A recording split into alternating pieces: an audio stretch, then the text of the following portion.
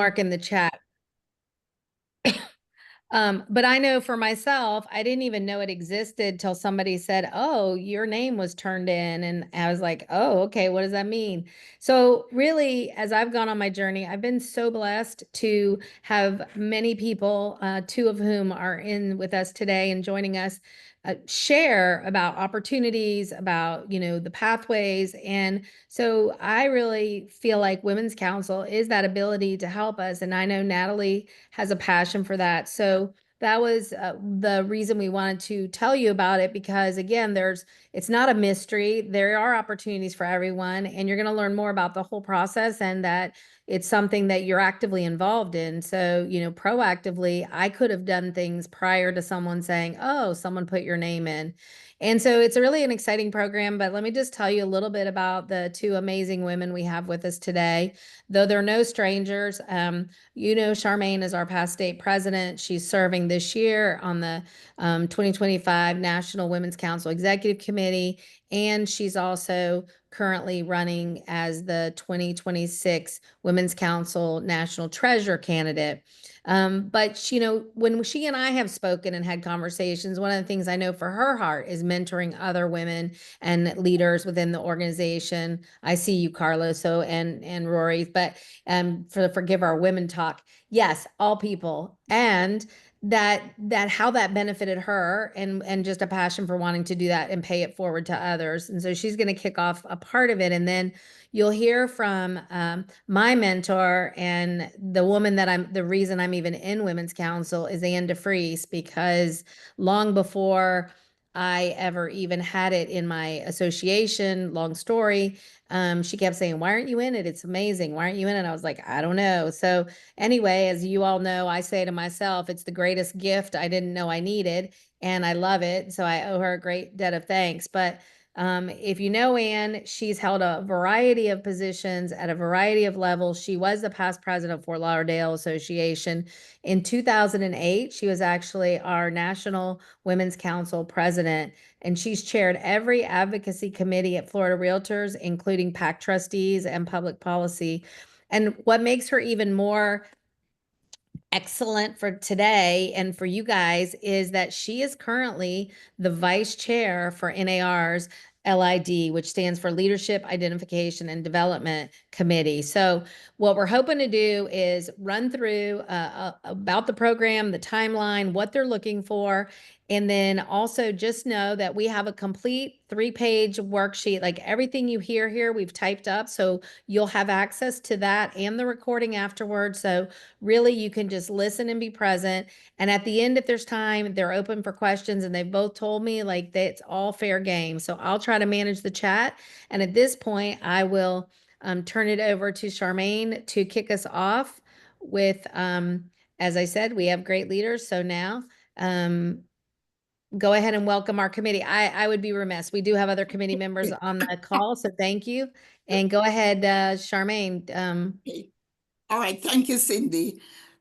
Thanks for asking me to really kick off this very informative session. And let me tell you why. And that's because LID played a vital role in my leadership journey. I was tapped years ago to be a conference ambassador at the national conference. And I did that twice. And what that did for me was to put me in front of the leaders. They saw me standing there giving direction to the members. And I was also tapped to be a faculty member for 360. So when you look at Women Council as a leadership organization, that means we are providing our members with the leadership opportunities that will allow them to grow as leaders, hence grow our organization. So then what is LID? It is, as Cyndee said, the Leadership Identification and Development Program. And it's a process to ensure that our organization has a strong group of members who are interested in developing their leadership skill at all levels. And I call this the foundation of our organization. And for Florida, our committee who is responsible for identifying members are Cyndee Haydon, who is with us today, and I know Pamela Banks as the vice chair, Denise Bibo, who is our president-elect, Lorianne Minoff, I think Shawnee Majama, Beth Beckert, Melissa Keres, and myself. So let's focus on 2026. If you are interested in applying for 2026, this is the time you need to be looking at. 2025 selection was already done in 2024. Okay, so let's go to the next slide for the timeline. Can you see my screen? No? Oh. Okay. Can you see the timeline screen? I can see it. Okay, go ahead. Sorry. Okay. So the timeline for application opened around March the 3rd. Now you must submit your application by June the 2nd. Once National has reviewed all these applications, they will now send these back to the state, and that will be sent to the president and the lead committee chair, which is Cyndee Haydon. Okay. Women Council receive this application. The committee review all application and select 10 members. 10 recommendation from Florida is sent to National, and the deadline for that is August the 1st. That's August the 1st this year. So what is the process and what you need to do? Make a note. On or around March 3rd, look for the application. Go into wcr.org today. Today, that's it. Not sure if anything will change on the website since we are revamping the website by then, but I doubt it. But go in under network tools and you will find the information and forms for you to pull the application and understand the guidelines. Make a note, June 2nd is the final deadline for you to submit, okay? Now, I know that for 360 faculty, they select members for 360 early summer. So if you're thinking about 360, remember they have to start the coaching and the training for the faculty members very, very early. Okay. The other appointments and opportunities will be sent back, and the national team will appoint our members to serve social media, conference ambassador, election committee, all different committees, which I'm sure Anne will give you the detail and the rundown of all these committees that you can serve on. Now, if you are not selected, as I said, 10 members are sent to national. If you're not selected, it's okay. Because once you put your name in or your application in, it will help the state of Florida or your state, wherever you are. It will help your lead committee also to see who raised their hand, who is interested in doing more, who is interested in other leadership opportunities. Okay. And for me, that is important for us to identify who is willing to go to the next level. And also important is that participating in the process of applying, will also raise your volunteer leadership profile, as I call it.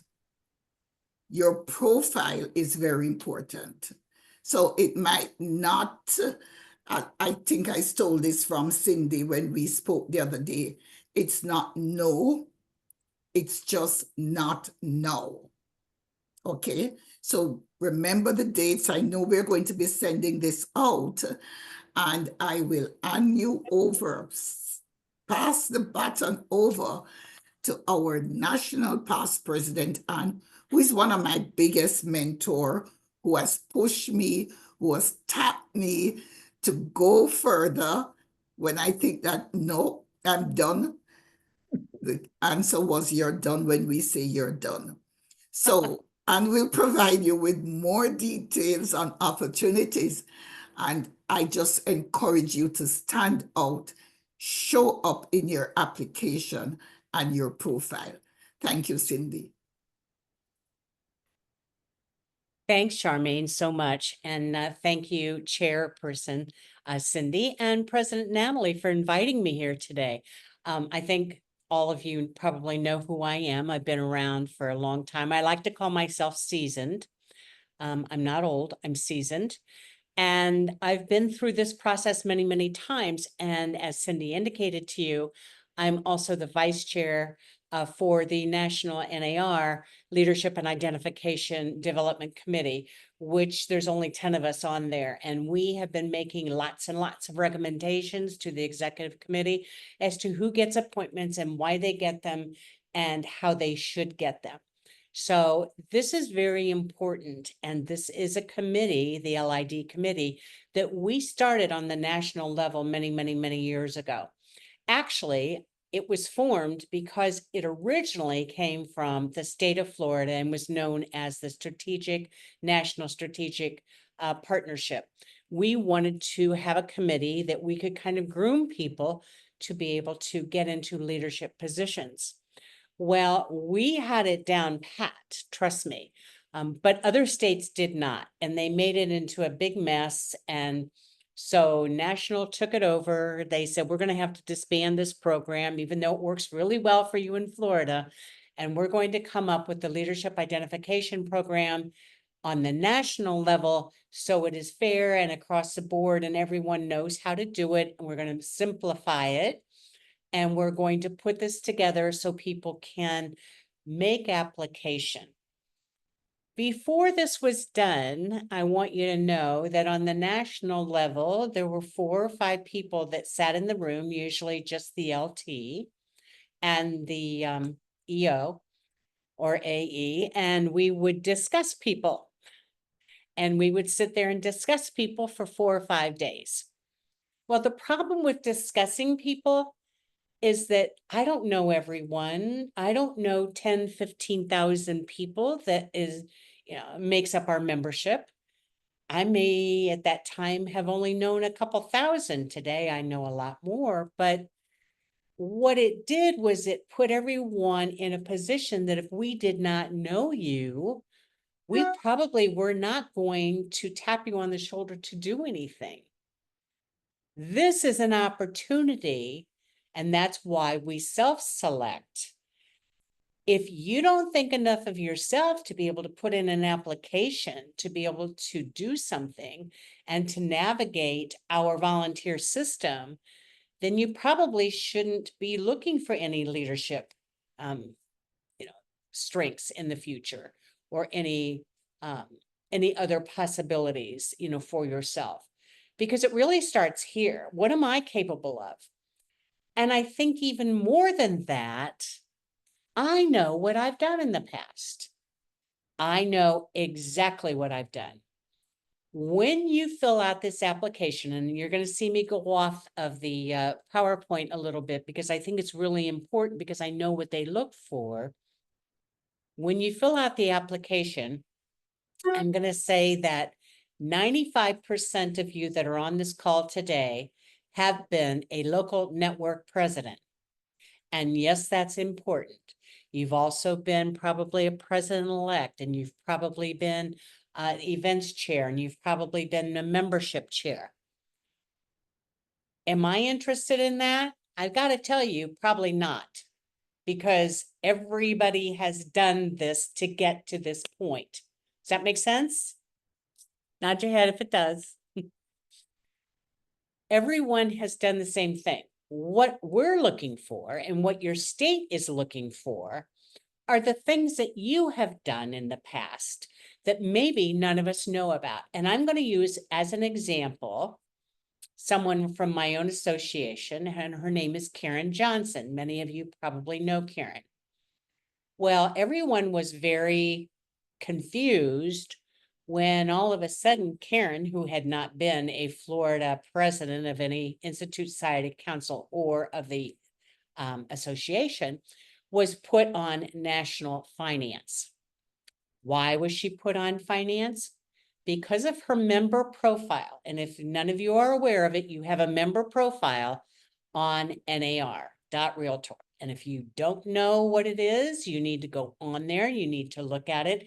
And I know you're going to have something on this coming up, but I want you to do it now because it's going to help you in order to do your own state leadership identification application. What Karen has done in the past, she has a master's in finance. All right. Did anybody know that? No, no one knew that locally. She, for a long time, had been a mortgage broker. Is that important? Yeah, that's important. She is also a very top tier realtor who has a very thriving business. She had 3 or 4 traits that made her, she'd been on audit committees. She had been on investment and reserve committees before. She was the perfect candidate to be put on NAR National Finance. The reason I tell you this is because the Finance Committee is one of the committees, it's a standing committee for National Women's Council. And there's a lot of standing committees that we have here. So when you are, and I'm going to get into that in a second. So when you're putting in your application for the leadership identification process, you're not only putting it in to be a social ambassador or a conference ambassador or to work at the trade show or to be part of our faculty at 360, you're also letting people know what your strengths are. So when those presidential appointments are being made for those special committees and or standing committees of National Women's Council, that your name comes up. And some of those committees might be finance, education, hospitality, membership, audit. There's so many things that you don't really think you're applying for, as you go through this process, but you are. You're kind of interviewing for a bigger picture. So when we look at the different types of national opportunities, it's not only the things that we're going to go over today, it's every opportunity that is at the national level. All right, which could be presidential appointments or PAGs or task forces. Let's say that you are a PTA president, you are on your city council, you have been an FPC to people for years. It's endless. And the reason that I want you to take a look at your member profile is because it's going to jog your memory as far as all the things that you've done. Because most of us did not get into real estate as our first time job opportunity. We all have a background. Cyndee's background is phenomenal. And once people started hearing about her background, wow, she was being tapped for this and this and this and this. Would you not agree, Cyndee? Yeah. She has a huge background in technology and in other areas. We all came from somewhere else, most of us, before we started real estate. So don't let that be a secret to other people. So my first piece of advice is to go into your member profile at NAR.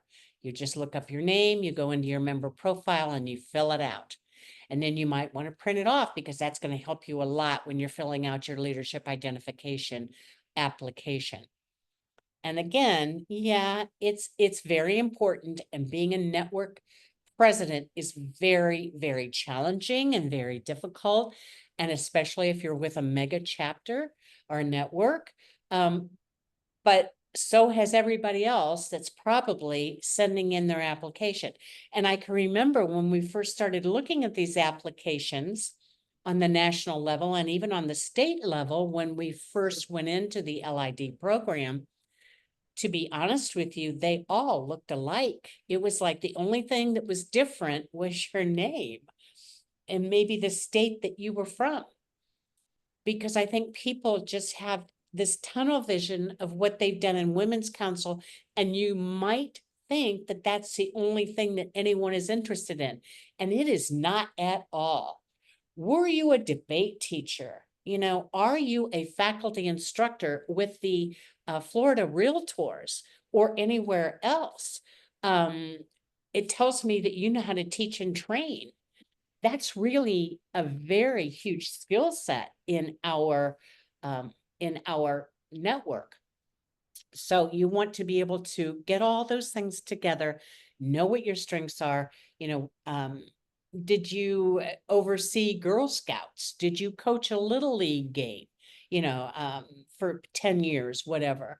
I sat on planning and zoning for 15 years with the city of Deerfield Beach. That's important. The things that we do are very important, and they can be brought over to our other leadership interests in the future. So the types of national opportunities that you have are, you know, the standing committees, the special committees, which you don't even know that you're applying for when you put in your application, because what you think you're going to do, these are the typical national opportunities that you think that you're applying for. And as Charmaine said, there are people that would think that being a ambassador for a conference is like boring or time consuming. Trust me, if they'd had it back in the day, I would have been the first one to sign up for that because I love the social interaction, being able to kid with people, be able to help them, wear a great big red badge that says I'm an ambassador, where people know that they can come up to me and ask me a question. But this is where I'm going to get into the next part. It's not enough just to sign up for something. You have to sign up, you have to show up, and you have to do your job. So if they make me an ambassador, that's all well and good, but if I don't know where the restrooms are, what good am I to anyone that's walking up to me, right? If I don't know where the meeting rooms are, if I haven't studied the floor plan of the WCR headquarter hotel, if I don't know where the shuttle is, you know, there are very basic questions that people are going to be asking you. So when you are given an opportunity on the national level, you have to show up and you have to do the job. Because it's like everything else. When we do a good job, how many people do you tell? 5, 10. When you do an incorrect job, how many people get told? Okay, lots and lots and lots and lots. So that is my advice to you. So on the typical national opportunities, we have a list of them for you here at the trade show. The trade show is actually quite fun because you get to meet people from all the other, you know, the regular realtors throughout, you know, the country that are there. You get to talk to them about Women's Council, pass out your cards. You know, this is a network opportunity, no matter where we are when we are at a national meeting, correct? When we're at a state meeting, heck, when we're at a local event, it's a networking opportunity. And for the past 10 years, I don't know that I've had any kind of, well, most of my real estate has been done through referrals that I've met from people that are active in our associations and in Women's Council. So think of that as you are, applying. It's not a bad thing, to work the trade show. You get to meet people, you get to pass out your business cards, and you get to meet people from all over the country and world, actually. The inspiration or pledge speaker, it's a little nerve-wracking if you're asked to do that. I can remember the first time that I was given an opportunity to do that. It was for a luncheon, and I probably looked at inspirations to give for probably 6 months before it actually happened. But that's just me. Some people wing it. I have to plan to be able to do things. So that was very important, and it was a lot of exposure. But you have to remember, it's just not exposure for yourself. It's exposure for your state network, and it's exposure for your local network. You are representing your local network and your state network whenever you do anything on the national level. So there's a lot of pride that you should have when you are selected to do something. And again, when these applications, even though the state only turns 10 back in to national, trust me when I tell you that before those even come back to the state, they're taking names and we're writing down things about people, that make them unique, make them different, make them an expert in their field. Because we do lots and lots of webinars and different things that we would be able to have speakers for. Even if it's a content, an expert in something. You may ask to write an article. You can always write articles, for the connections. Maybe if you had a journalism degree or you just have a great interest in writing, you can do that. You don't have to wait to be asked to do some of these things. Some of the other things that are on here, the epitome is really to be to be on the conference faculty. But you don't get there the first try. I'm pretty sure of that. They have to know that your speaking ability, that your retention, that your demeanor with people is such that they can trust you to train hundreds of their leaders. And that you are going to show up, you're going to do the job, and that you're not going to cancel at the last minute. You're going to be on time when you are supposed to be somewhere. Things like that may seem like they're not important, but they are so important. And again, if you are supposed to be an ambassador at the conference and you were supposed to be there a half an hour ago, but you chose to be at the trade show, people don't forget that for a long time. And it might be a while again before you're asked to do something because they can't count on you. And we want to be able to count on people. And I know that they can always count on our Florida peeps. The Technology and Investment Committee, mastermind classes, project teams, election volunteers. I always liked being an election volunteer too, because I could tell people to be quiet. I shouldn't have said that, but you get to wear a badge and carry a big stick and, and you just get to meet people while you're out there. You get to meet the governing board and you also get to meet the members and guests that are there. So it's a fun job to have, very serious one, but yet it's a fun job. Okay, next. Do you want to go on to the next slide there? I'm trying, hold on. Okay. So staying plugged into the ongoing national leadership opportunities, you want to constantly monitor, the leadership pathways because they're always changing. When you go on to the national WCR.org and put in leadership identification or development, members center leadership, all of these things, we have all of that for you where you can actually go on and do your own reading about the opportunities that are out there for you, and what you're able to get involved with. And the reason that we do self-select, like I said earlier, is because you know yourself better than I do. I mean, I can say, Cyndee, I think you'd be great at this, but unless she actually wants to make out the application, maybe she isn't serious about doing anything else. I can just push people so far or ask them to become involved, but you shouldn't have to wait to be asked to do something. Just make it known that this is something that you would like to do.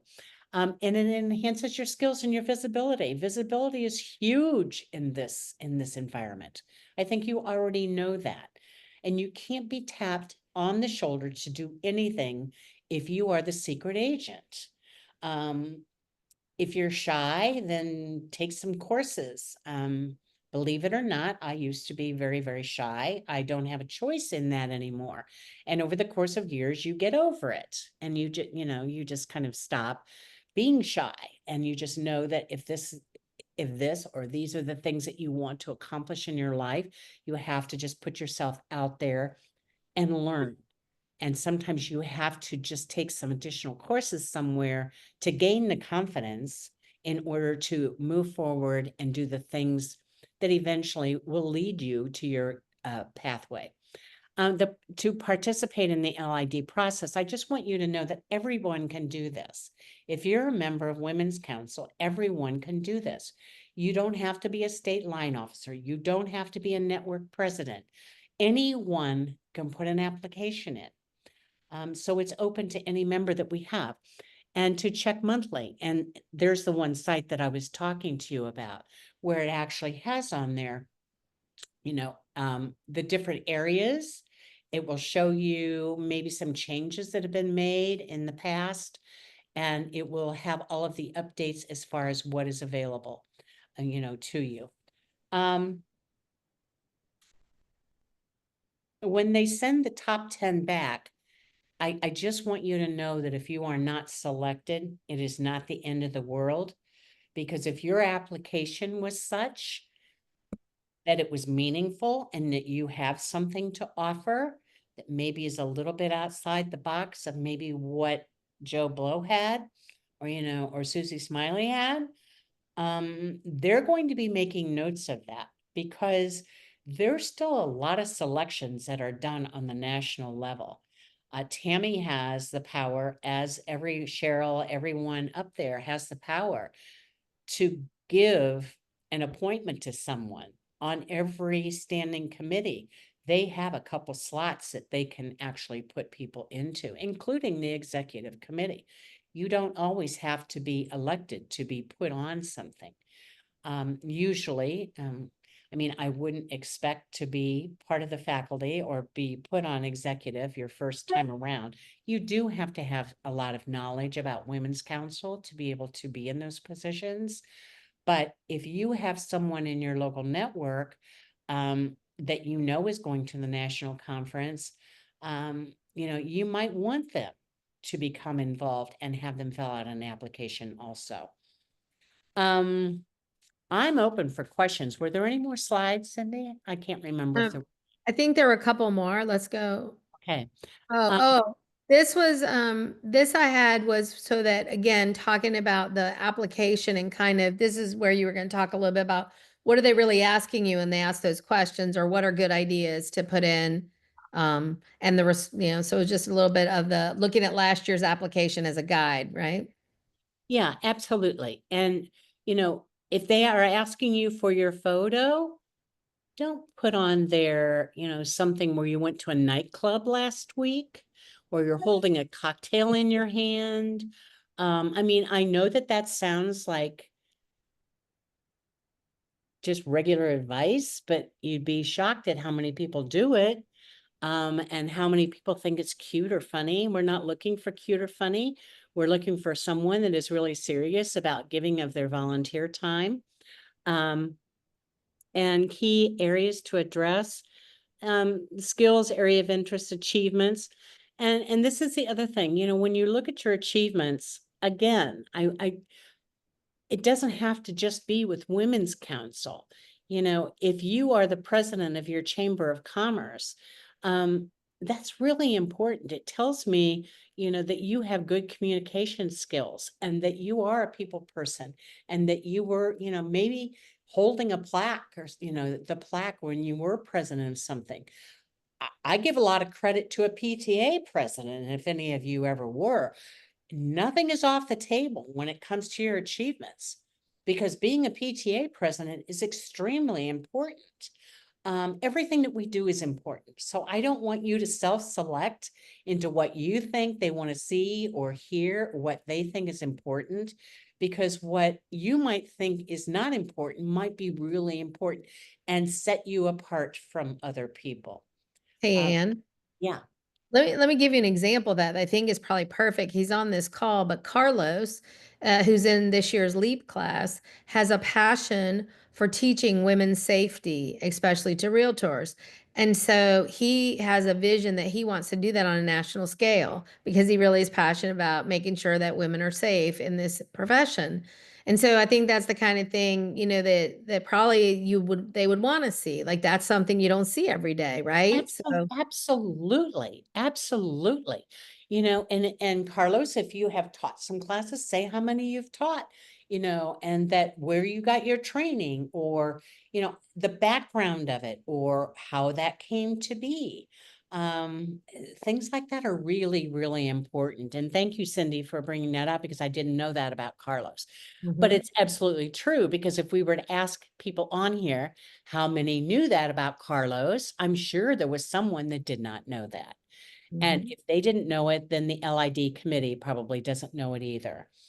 Or there might be just one person. But if he didn't think enough of it to put it on his resume or his application, then it gets lost.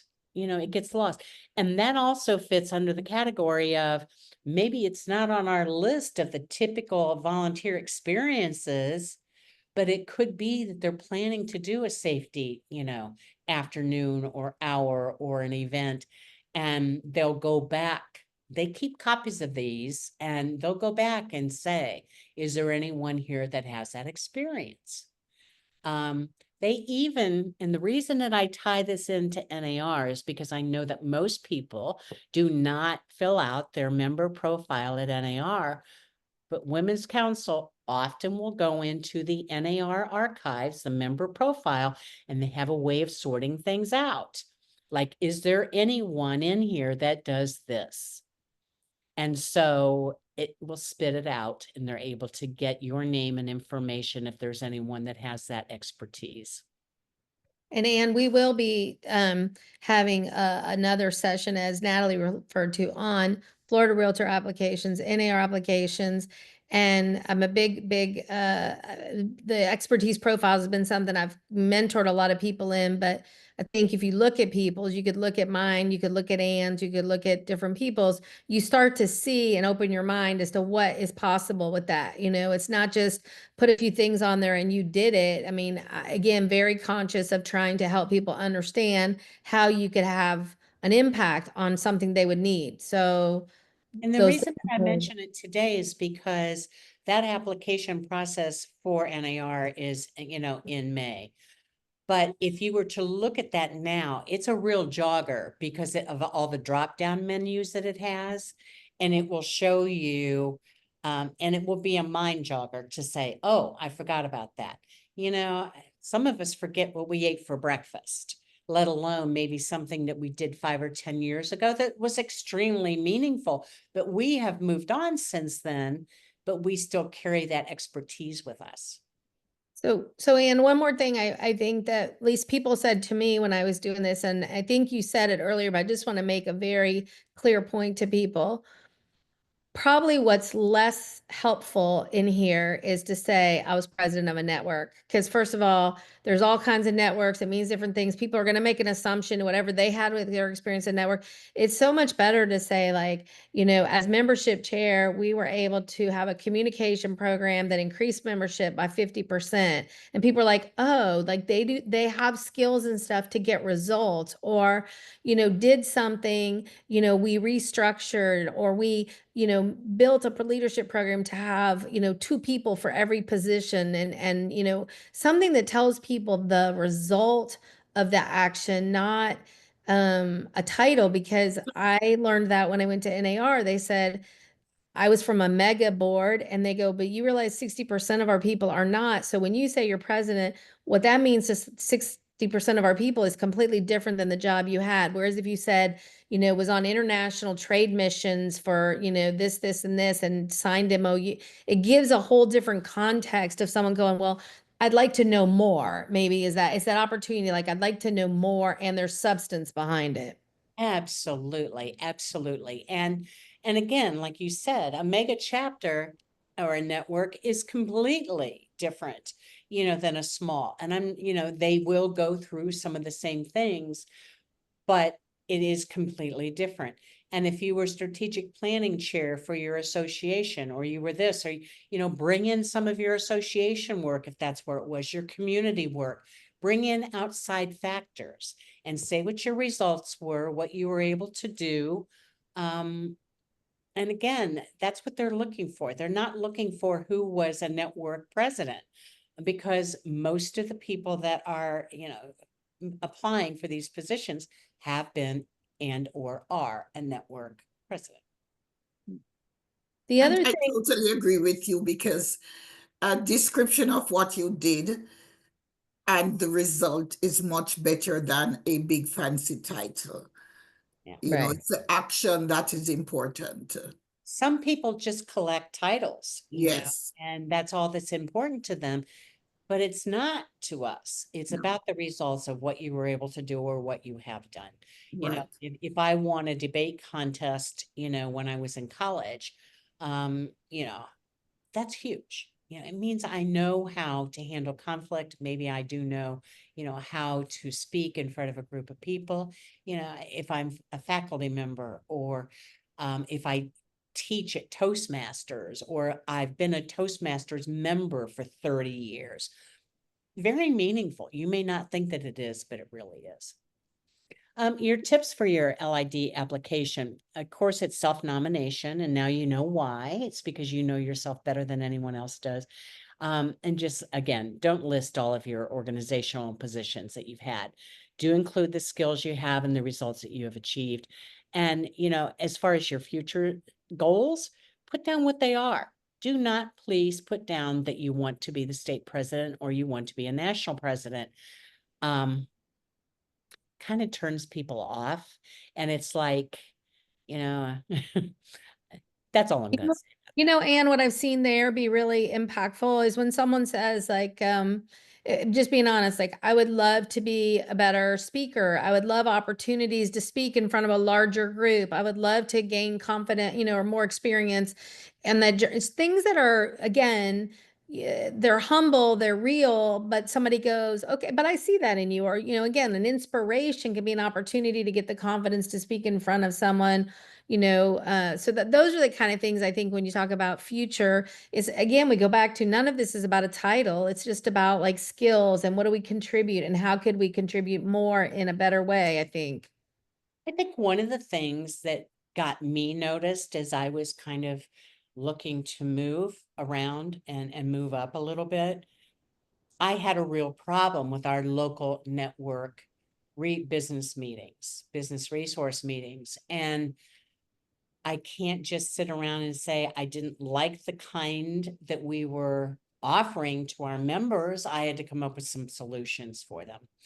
So I really worked hard as a network president to come up with some very innovative, some really good income producing programs that I felt that our membership loved, and it increased our membership because people wanted to join because they were making money off of the ideas that they were hearing.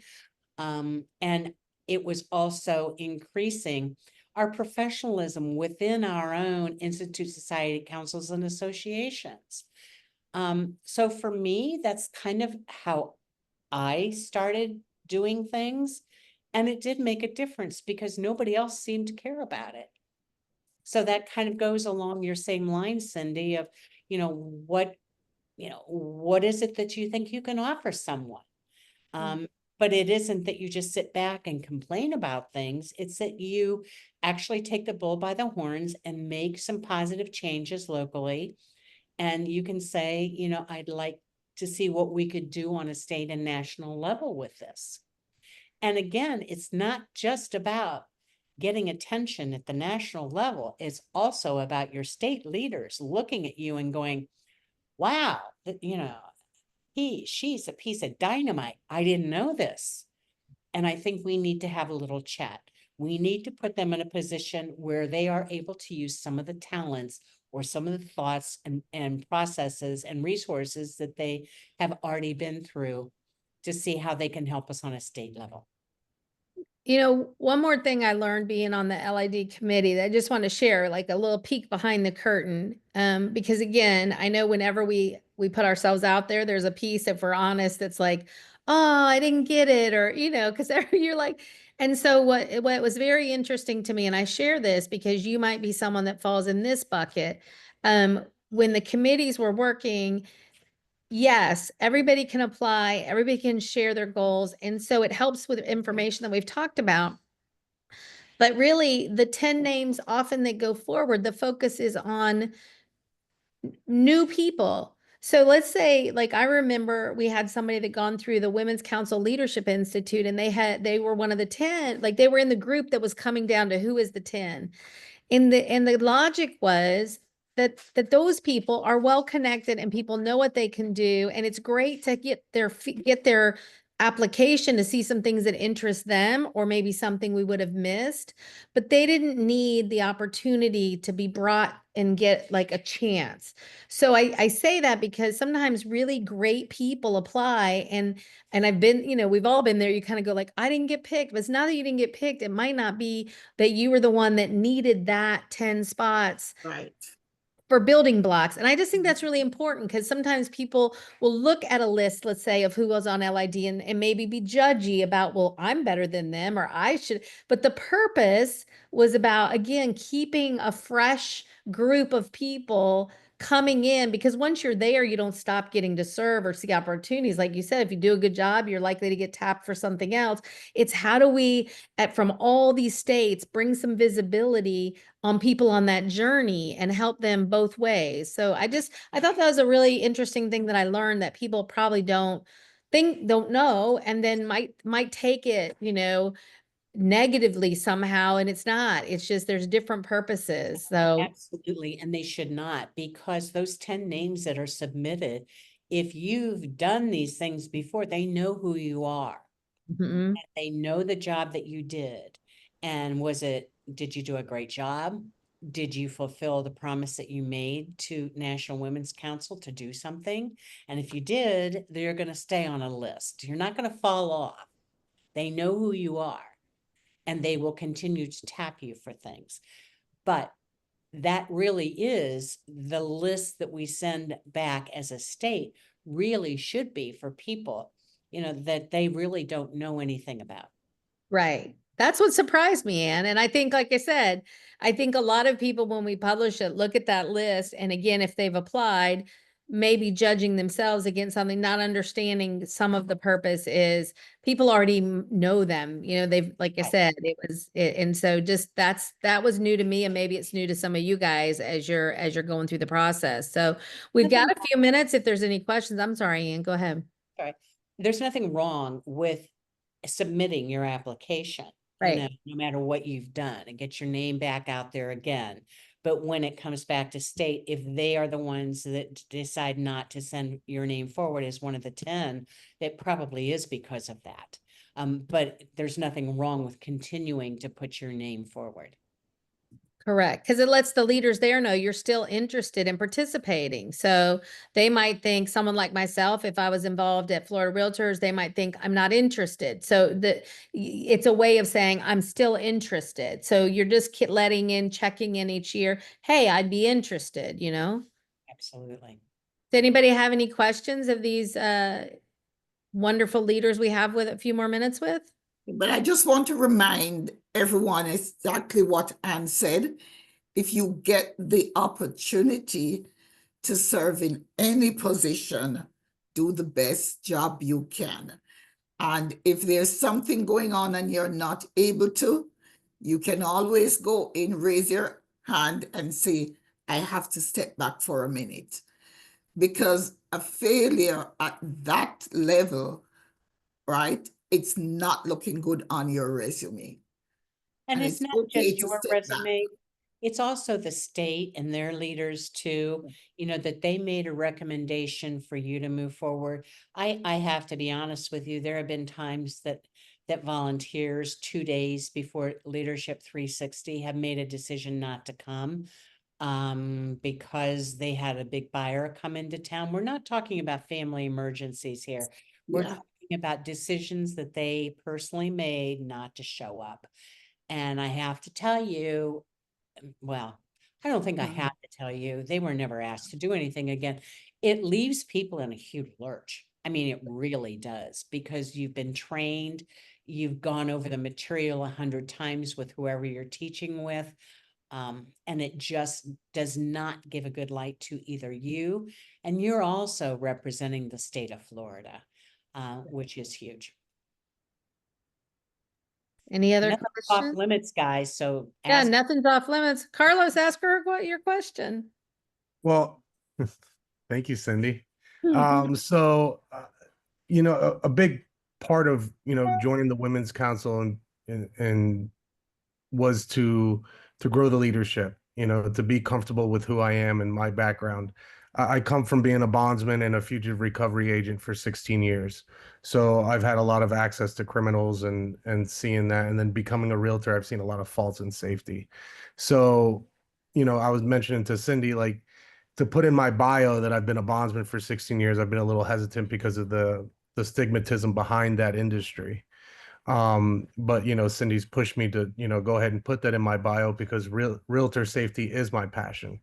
I would want to be part of the safety committees, state, national, local associations. That's always been my passion, to give back to the women that have always, taken care of me, whether it be my mother, my sister, so on and so forth. So, you know, what advice do you have for someone in my position that I want to move forward into the safety aspects of being an instructor and being on the committees? Carlos, I give you a lot of credit, and I don't know why you would think that there's a stigma that's negative attached to that, because I think you're a real bad ASS, okay? It tells me a lot about you, that you are able to handle a lot of things without walking away from it, okay? You don't have that opportunity to say, oh, I don't think I want to go to that house, so I think I'll just maybe go to the Taj Mahal today. Okay. you know, it just tells me a lot about you, that you have taken on a job that you took very seriously and you saw it through, and now you see how that relates. Be proud of that. Be proud of who you are, because we all have a past. And the things that we have done in our past bring us to where we are today. And I think that that is your story, because, like you just said, because of the things that you've seen, brings you to do what you want to do today. And I think that that's really an important message that you need to send out. Thank you, Anne. You're welcome. And I think you also need to get that out to other people, not just Women's Council, because the more people that you would be able to do some training with, whether it be a local association or whether it be women's groups or whether it be this, or this, it's just things that you can add to your resume and Yeah. would just make you a better speaker and a better presenter. So don't just stop looking, with just staying with Women's Council. Build that resume so no one is ever going to tell you no. And I Yeah. think your Go background, ahead. Carlos, as a bondsman, as you put it, also show your negotiating skills. It also show that you can work under high stress situation, you know. So I think accountability in your position now as a realtor with a history behind you is important, and that can work well for the council. Absolutely. Yeah, well, some of the events that because I'm the event director for Palm Beach County for the Women's Council.